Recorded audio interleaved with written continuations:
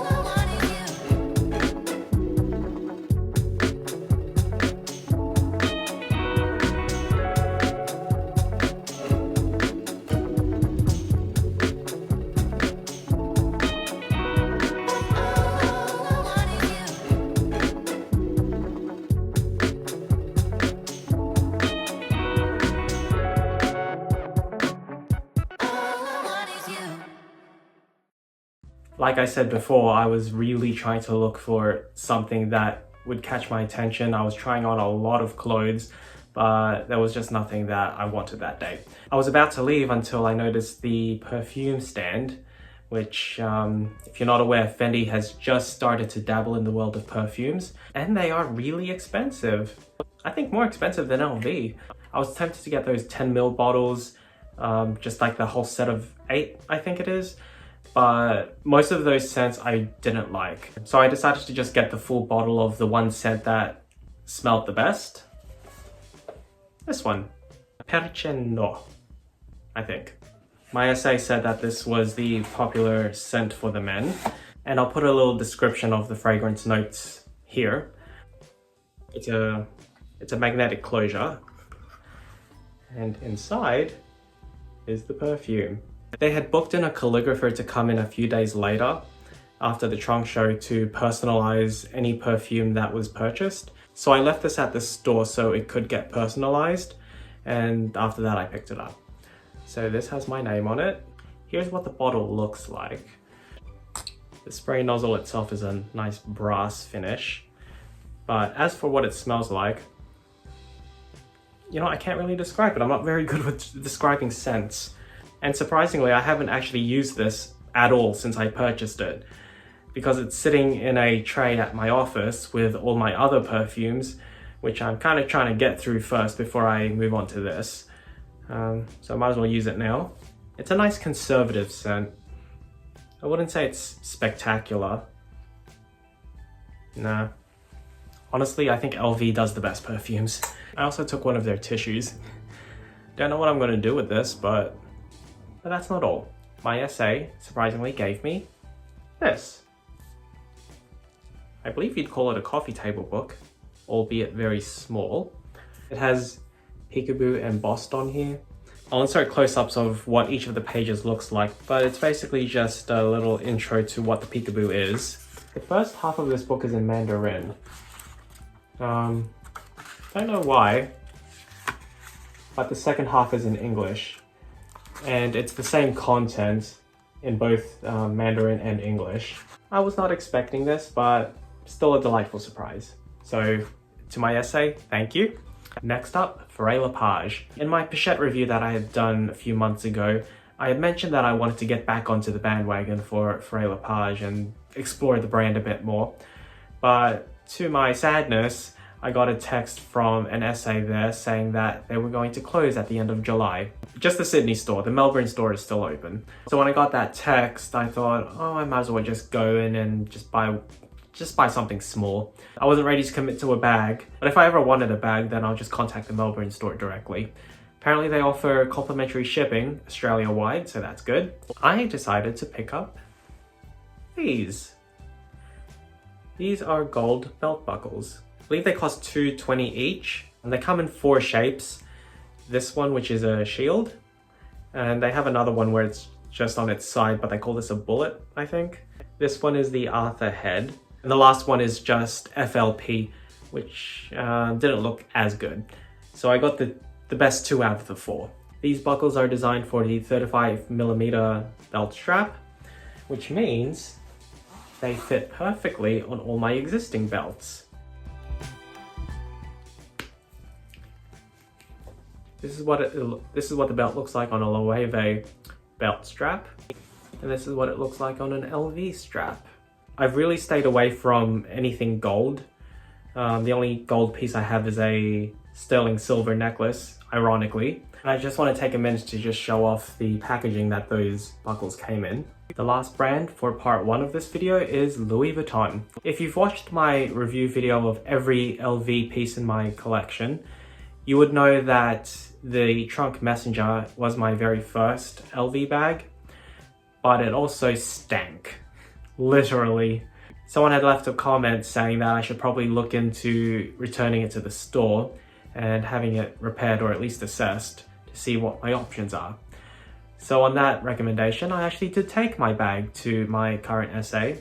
He agreed it did have a funky smell, so he didn't hesitate to fill out the paperwork to get my bag sent out to Singapore, where the repair center is for the Asia Pacific region.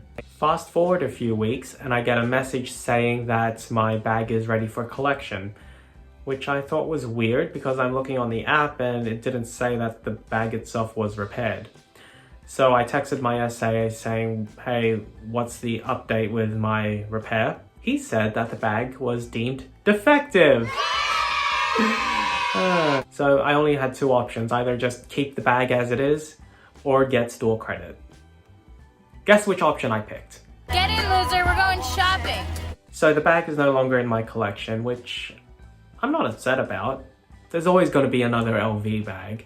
And I didn't really have any sentimental attachment to it because it was not purchased from my current essay. I forgot how much I paid for that bag at the time. It had to have been 4,000, I think. But I got the store credit for its equivalent current retail value if it were to be sold today, which was $4,500.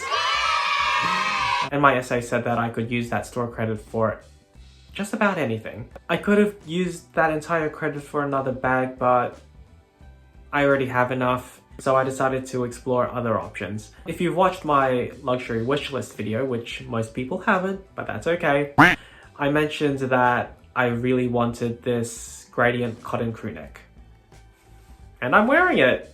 I used part of the credit to purchase this, which I absolutely love. This is a size small. I could go maybe 1 centimeter tighter to make it a more snug fit, but this is generally a more relaxed fit. However, the arms are very tight, especially if you wear a collared shirt like I am right now. The arms actually feel a lot tighter as opposed to if you just wore a t-shirt. It's this beautiful deep navy with the white monogram that just cascades down and fades into nothing. And this is made of cotton, but it's actually in 2 layers. The underside of this is actually white. So it's actually both the navy and white layers being intertwined to create the monogram stitch. So it's actually thicker than a standard cotton crew neck because it has 2 layers. And here's the swing tag. And on the inside, they actually give you some extra threads in the event that the cardigan might get snagged on something. I also used my credit for one other item. This is LV fine jewelry.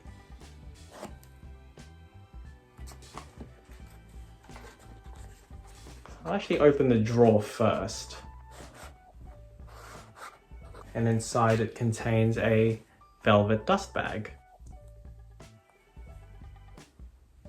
I got a silver pendant necklace. I'll put in some close-ups here, but it's made out of sterling silver.